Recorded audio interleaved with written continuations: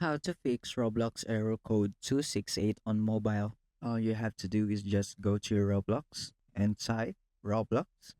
Now once you're in here, just long press and just go to app info. And now you should go to storage cake and just clear cake and then clear storage. Now the second method is just go to the Play Store. Once you are in the Play Store, just go search Roblox. Now, make sure that your Roblox is up to date. Or the third method is just go to uninstall Roblox and install it again and reboot your CP. Now, the fourth method is just still the same.